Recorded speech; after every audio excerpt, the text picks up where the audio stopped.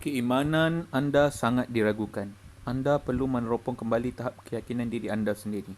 Baiklah, mari kita tinjau kedua-dua keadaan di atas. Sudahkah anda tukarkan RM500 menjadi RM5,000? Sudahkah anda cuba untuk menjadi usahawan bertaraf antarabangsa? Jawapannya anda belum cuba, bukan? Jadi kalau belum cuba, mana anda tahu boleh ataupun tidak? Mana anda tahu anda tidak berkebolehan? Mana anda tahu anda akan berjaya atau gagal sebelum anda mencubanya terlebih dahulu? Tahukah anda sesuatu yang belum dilakukan itu adalah sesuatu yang akan datang? Sesuatu yang akan datang itu adalah sesuatu yang gaib. Jadi sesuatu yang gaib itu bukan anda dan saya yang berhak mengetahui dan menentukan boleh ataupun tidak dan berjaya ataupun gagal. Kita hanya berhak mencuba. Perkara yang gaib itu hanya Allah sahaja yang berhak mengetahui dan menentukan mengikut kehendaknya. Andainya kita cuba berperanan menentukan sesuatu yang terkeluar daripada kekuasaan kita, sudah pastilah kita akan menjadi selemah-lemahnya. Sudah pastilah kita akan menjadi segagal-gagalnya. Memang benar kata seorang pujangga, sesiapa yang mengatakan tidak boleh sebelum mencuba, dia sudah gagal sebelum berjuang. Tugas anda dan saya sebagai manusia bukan menentukan sesuatu, tetapi meminta sesuatu. Jadi, pintalah. Kenapa pula anda berperanan sebagai pihak yang menentukan? Rugilah kalau begitu. Untuk meminta, janganlah meminta daripada manusia. Mintalah daripada Allah. Manusia tidak kaya dan manusia hanya ada sedikit untuk memberi. Oleh itu sedikit saja yang manusia boleh beri. Mungkin sekadar beberapa ratus ringgit atau beberapa ribu ringgit saja yang manusia boleh beri. Mintalah kepada Allah, Tuhan yang maha kaya dan maha pemurah. Allah mampu memberi berapa banyak pun yang anda minta. Allah akan beri berapa banyak pun yang anda minta. Yakinlah hanya pada Allah. Itu adalah janji Allah. Allah tidak pernah memungkiri janjinya. Surah Al-Mu'min ayat 60 ada menegaskan yang bermaksud, pintalah kamu sekalian kepadaku, pasti aku mengabulkan untukmu. Kalau Allah boleh beri pendapatan RM58,000 satu minit kepada seorang usahawan terkaya di Australia, yakinlah Allah juga boleh beri anda RM5,000 pendapatan sebulan. Malahan lebih pun Allah boleh beri, bergantung pada apa yang anda pinta. Sekiranya Allah mahu beri sesuatu kepada hamba-Nya, tidak ada satu kuasa pun boleh menghalangnya. Walaupun setengah dunia ini pun Allah boleh beri sekiranya Allah mahu. Yang penting anda lakukan ialah jangan takut meminta yang besar-besar. Jangan takut berfikiran besar. Jangan takut mencuba sesuatu yang besar. Yakinlah anda pun berhak mencapai sesuatu yang besar. Yakinlah anda memiliki kemampuan yang besar. Yakinlah Allah Tuhan yang maha besar. Berimanlah kepadanya dengan keyakinan yang jitu. Yakinlah kepada diri anda sendiri. Seterusnya, himpunkanlah segala otot keberanian yang ada di dalam diri anda untuk mencuba bertindak. Pertaruhkan segala kekuatan yang anda miliki. Janganlah mengaku kalah sebelum mencuba. Jangan sebut dan fikir tidak boleh sebelum mengambil langkah pertama. Katakanlah kepada diri anda dengan gagah dan berani, pantang maut sebelum ajal. Jangan kata air kopi berwarna hitam itu pahit rasanya sebelum menjamahnya terlebih dahulu. Itulah sifat manusia yang berfikiran berani. Anda pintalah yang besar. Selepas itu rancanglah bagaimana mencapainya. Yakinlah di mana ada kemahuan, di situ ada jalan. Janganlah semata-mata berharap dan menedah tangan sahaja. Usahakanlah rancangan anda dengan penuh penglibatan dan kesungguhan. Selepas itu berdoalah. Berserahlah dan bertawakallah kepada kuasa yang maha besar, yang maha berkuasa menentukan hasil usaha anda. Moga-moga mendapat keberkatan dan keredaan dari Allah jua. Itulah tandanya anda berani berfikir dan berani bertindak. Itulah tandanya anda tidak takut. Itulah tandanya anda benar-benar beriman kepada Allah. Memang benar sebuah peribahasa Arab telah mengajar kita bahawa takut dan iman tidak bersemayam di atas singgasana yang sama. Kalau anda takut, berarti anda tidak berani berfikiran besar. Kalau takut, berarti anda tidak berjiwa besar dan bercita-cita besar. Kalau takut, berarti anda akan ketinggalan dan miskin. Kalau takut, anda akan dipandang hina. Dengan itu, berfikiran berani berarti memiliki keyakinan diri dan keimanan yang kukuh. Keberanian ialah keimanan yang sedang beraksi. Yang keempat, keberanian moral. Keberanian moral bererti anda tidak takut kepada cabaran masa kini dan akan datang yang akan mencabar anda dalam usaha untuk menjayakan satu-satu matlamat. Setelah anda bina satu matlamat yang besar hasil daripada keberanian pemikiran anda, sudah pasti anda akan bertindak segera. Anda tidak mahu tertunggu-tunggu lagi dan memberikan alasan-alasan untuk tidak bertindak. Di sinilah bermulanya cabaran yang sebenar. Kerana lumrahnya ialah pada masa yang sama anda sedang berhadapan dengan masalah tertentu yang boleh menjadi faktor penghalang langkah pertama anda. Ini biasa berlaku kerana manusia sememangnya dijadikan di muka bumi ini penuh dengan masalah dan kepayahan untuk berusaha. Sebagaimana Allah SWT telah berfirman dalam Al-Quran, Surah Al-Balad ayat 4. Sesungguhnya manusia itu dijadikan dalam keadaan bersusah payah. Pada ketika ini, keberanian anda sangat diperlukan. Anda perlu membuktikan iman anda terhadap kebenaran dengan penuh keberanian. Menerima segala ketentuan Allah dengan penuh berani dan tabah. Kalau takut bererti gagallah semua harapan yang tinggi menggunung. Kecewalah jadinya diri. Kecewa melambangkan keruntuhan iman. Hanya dengan keberanian sahaja anda dapat mengatasi cabaran pertama itu tadi. Hanya dengan keberanian sahaja anda dapat menghindarkan diri daripada sifat takut. Hanya dengan keberanian sahaja anda dapat menangkis malapetaka kekecewaan hidup. Hanya dengan keberanian sahaja anda dapat mengemudikan iman anda di atas jalan yang diredai Allah. Hanya dengan keberanian sahaja anda akan dapat membuktikan kekukuhan iman anda dan keyakinan diri anda untuk bertindak. Ingatlah bahawa keberanian adalah keimanan yang sedang beraksi. Buktikanlah keimanan anda melalui keberanian mengambil langkah pertama untuk bertindak. Itulah keberanian moral. Selepas itu, dalam anda berusaha untuk menjayakan rancangan anda, sudah pasti anda akan dicabar lagi. Mungkin kali ini, cabarannya akan menjadi lebih hebat lagi. Sekiranya anda tidak memiliki keberanian moral, dengan mudah sekali, anda akan mengaku kalah dan sekaligus berputus asa. Itulah tandanya selemah-lemah iman. Itulah tandanya anda telah memutuskan rahmat Allah kerana anda berputus asa. Renung kembali firman Allah. Tidak akan berputus asa dari rahmat Allah, melainkan orang yang kafir. Berarti kita telah ditegah sama sekali bersifat putus asa kerana putus asa adalah sifat keji orang kafir. Penawarnya hanyalah keberanian. Ubat yang paling mujarab hanyalah bersifat berani. Anda tidak perlu lagi berjumpa bomoh untuk mendapatkan penawar jampi untuk menghalau hantu kekecewaan hidup.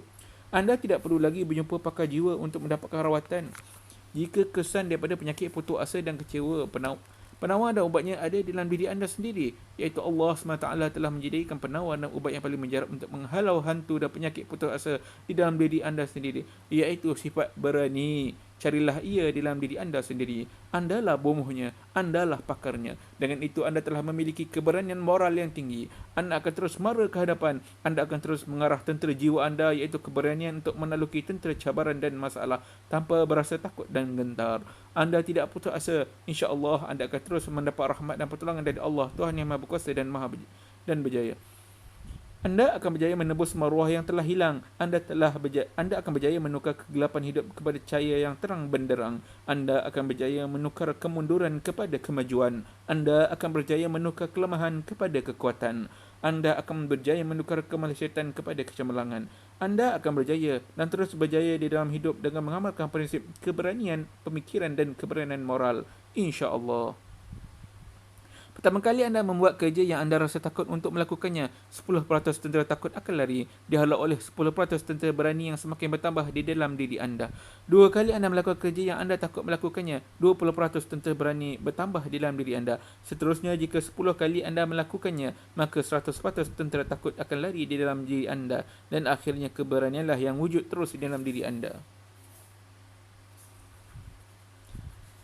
Kelima, cara mengatasi sifat takut. Sebelum saya pergi lebih jauh, baik saya terangkan bagaimana cara mengatasi sifat takut ini. Beginilah caranya. Anda harus melakukan kerja-kerja yang anda rasa takut untuk melakukannya. Maknanya anda tidak boleh takut dengan kerja-kerja yang anda rasa anda takut melakukannya. Anda sebaliknya mesti selalu melakukan kerja-kerja yang anda rasa takut untuk melakukannya. Dengan itu anda akan menjadi berani. Contohnya, semasa anda belajar memandu dahulu, atau ketika anda belajar bercakap di hadapan orang ramai, tentu anda berasa takut. Tetapi setiap kali perasaan takut ada di dalam diri anda akan menghantar tentera berani datang dalam diri anda. Lalu akan larilah semua tentera pengecut dalam diri anda. Lalu anda pun akan menjadi berani seberani-beraninya. Beginilah gambarannya. Pertama kali anda membuat kerja yang anda rasa takut untuk melakukannya, 10% tentera takut akan lari, dihalau oleh 10% tentera berani yang semakin bertambah di dalam diri anda. Dua kali anda melakukannya, kerja yang anda takutkan itu, 20% tentera berani bertambah dalam diri anda. Seterusnya, jika 10 kali anda melakukan kerja-kerja yang anda takut melakukannya, maka 100% tentera takut lari dari dalam diri anda. Dan akhirnya, keberanianlah yang wujud dalam diri anda. Ya, selagi anda tidak memberanikan hati anda untuk menjadi berani, maka selagi itulah tentera takut tetap akan wujud di dalam diri anda dan akan terus menakut-nakutkan anda. Anda pun ketakutan. Kerana apa? Kerana anda sendiri menakut-nakutkan diri anda sendiri. Oleh itu, beranikanlah diri anda melakukan sesuatu yang anda rasa anda takut melakukannya. Dan akhirnya anda akan menjadi seorang yang berani. Peribahasa Arab, takut dan iman tidak akan bersemayam di atas singgasana yang sama. Putus asa, sifat terkutuk. Di dalam diri manusia, satu sifat yang keji dan dikutuk ialah sifat putus asa. Putus asa ini adalah satu sifat yang lahir dalam diri manusia yang penakut. Sifat putus asa bolehlah dikatakan sebagai anak buah kepada perasaan takut. Takut ini bolehlah dianggap sebagai anak kepada iman yang lemah. Sebab itulah maka sesiapa yang mudah putus asa biasanya ia adalah manusia yang pengecut dan penakut. Sesiapa yang penakut berarti imannya lemah. Memang iman dalam diri manusia tidak boleh dilihat dengan mata kasar, tetapi tanda-tanda lemahnya iman seseorang itu boleh dilihat, iaitu jika ia takut dan berputus asa. Sedikit saja cabaran yang datang dalam hidupnya, ia mengalah, ia lari dan berputus asa. Di dalam Al-Quran, Allah Subhanahu Wa Taala berfirman, sesungguhnya tidak akan berputus asa dari rahmat Allah melainkan orang-orang yang kafir. Surah Yusuf ayat ke-87. Begitu tegas larangan Allah Subhanahu Wa Taala adalah orang yang berputus asa. Allah tidak mahu hamba-Nya menjadi orang-orang yang lemah dan berputus asa, kerana putus asa itu merupakan golongan orang yang tidak lagi berharap kepada Allah. Ramai juga di kalangan masyarakat kita yang mudah berputus asa walaupun mereka mempunyai didikan agama.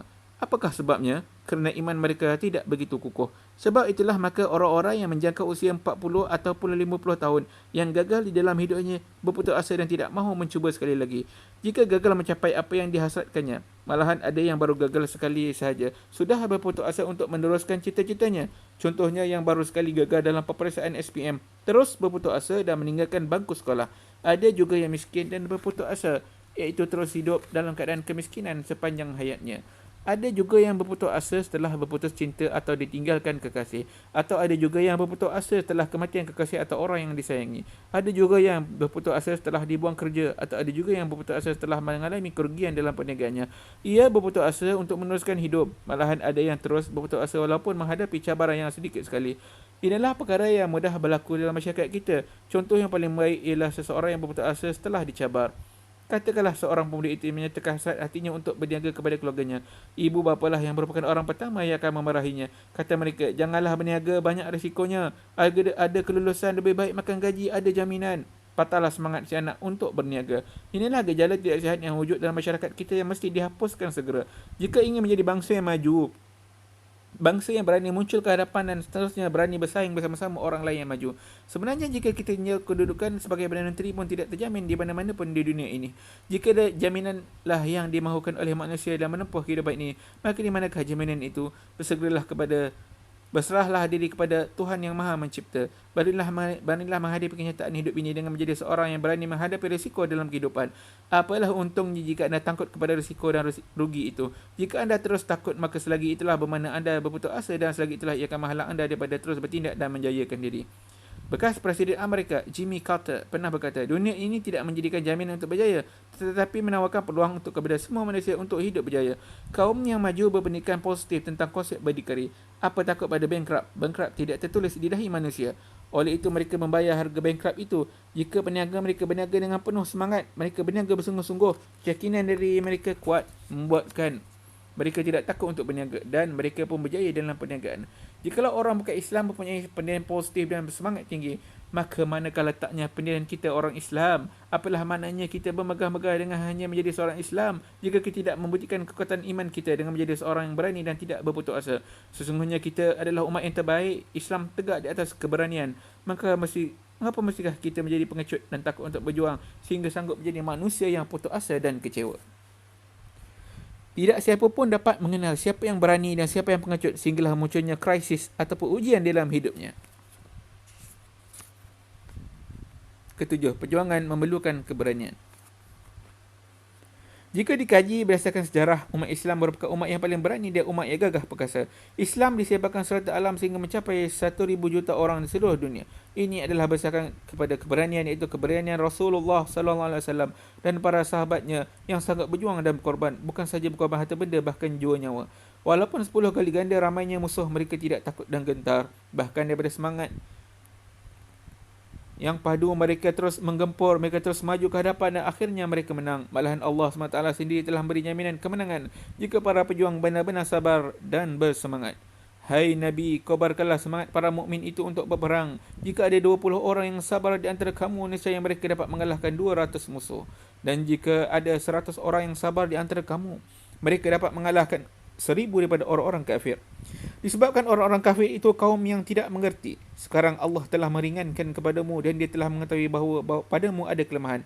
Maka jika ada di antara kamu 100 orang yang sabar, niscaya mereka dapat mengalahkan 200 orang. Dan jika di antara ada 1000 orang yang sabar, niscaya mereka dapat mengalahkan 2000 orang dengan izin Allah. Dan Allah beserta orang-orang yang sabar. Surah Al-Anfal ayat 65 hingga 66. Sekiranya anda ingin berjaya, janganlah anda mengamalkan sifat penakut. Begitu juga sekiranya ingin berjaya, janganlah mengamalkan sikap berani tanpa memberi perjuangan yang maksimal. Dalam apa jua perjuangan mesti ada pengorbanan. Sifat ini dapat membezakan di antara seorang yang mulia dengan seorang yang hina. Ini kerana sifat berani yang wujud dalam diri manusia itulah yang menjayakan manusia melakukan sesuatu yang selalunya menjadi perkara yang mustahil sebelum itu. Dengan sikap beranilah mereka maka manusia berjaya menjadikan kaki ke bulan. Kerana beranilah juga maka Muhammad Ali sanggup dipenjarakan selama 3 tahun. Tetapi ia tetap berjuang dan teguh dengan perjuangannya. Ia akhirnya menjadi merebut gelaran tinju dunia. Malahan berjaya mengekalkan 3 kali gelaran tinju heavyweight dunia. Kerana keberanian jualah maka tanah air kita ini merdeka, bebas sebebas-bebasnya. Kita hidup aman dan bahagia atas pengorbanan semangat Indonesia oleh datuk nenek dan moyang kita yang menggadaikan nyawa menentang musuh untuk memerdekakan negara. Beberapa kali negara ini pernah dijajah tetapi orang Melayu masih berjaya mencapai kemerdekaan kerana siapa dan kerana apa? Tidak lain kerana semangat datuk nenek kita dahulu berjuang dengan gagah dan berani. Kita merdeka bukan kerana diri kita, bukan diri saya, diri anda dan diri para pemimpin sekarang, tetapi kerana perjuangan datuk nenek kita yang mengorbankan diri yang menegakkan bangsa yang bermaruah. Mungkin ada yang berkata bahawa kemerdekaan dicapai atas dulang emas atau dulang perak. Tetapi dulang tersebut tidak datang melayang dan dengan sendirinya. Tetapi datuk nenek kita sendiri berani dan berkorban secara maksimal. Setelah mencapai kemerdekaan, apa yang kita generasi kini lakukan? Kita menjadi itik yang mati kelausan di air. Menjadi ayam yang mati kelaparan di kepuk. Kita miskin, kita mundur. Sedangkan orang lain membina bangunan-bangunan besar dan tinggi. Dan kita tinggal di tepi-tepi lombong dan di pinggir-pinggir hutan. Kita tinggal di tempat yang daif. Ini semua yang perlu kita sama-sama fikirkan dan renungkan. Maka kita juga wajib melakukan sesuatu untuk mengubah keadaan itu. Biarlah kita merdeka secara total.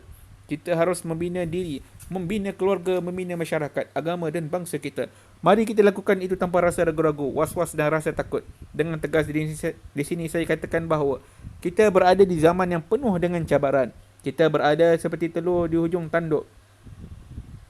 Jangan anggap kita merdeka dan menuju kemajuan, maka kita harus berdiam diri. Kita harus merasa cemas dan berwaspada. Negara-negara maju menjadi kuat pun kerana mereka berasa cemas dan tertekan. Sebab itu mereka terus mempertikaikan kemajuan mereka tanpa mahu menoleh ke belakang lagi.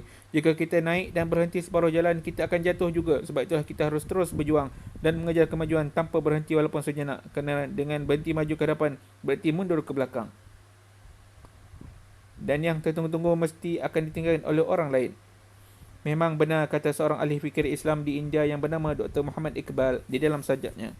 Berhenti, tak ada tempat di jalan ini, sikap lembab berarti berhenti. Mereka yang bergerak, merekalah yang maju ke muka. Mereka yang menunggu walaupun sejenak pasti tergilas. Mengapa Korea Selatan menjadi negara yang maju di dunia? Kerana mereka berasa tertekan oleh Korea Utara. Begitu juga dengan Taiwan yang menerima tekanan daripada China. Begitu juga dengan Yahudi dan Jepun dapat mengalahkan negara yang besar kerana mereka berani menghadapi tekanan. Bukan saya memihak kepada mereka, tetapi semangat yang ada pada mereka itu pasti kita contohi. Mesti kita contohi untuk memajukan kaum muslimin. Mengapakah Amerika dan Eropah maju? Kerana hasil daripada tekanan mereka bangkit dengan bersemangat, berjuang dan terus berjuang dengan sehingga tercapai cita-cita. Dalam bangsa kita memang ada segelintir yang mempunyai semangat tetapi ditekan oleh orang lain. Ada juga yang berjuang tetapi untuk diri sendiri, bukan berjuang untuk menaikkan ekonomi bangsa, tetapi berjuang untuk semangat yang cetek. Inilah yang perlu diperbetulkan segera. Jika tidak akan runtuhlah bangsa.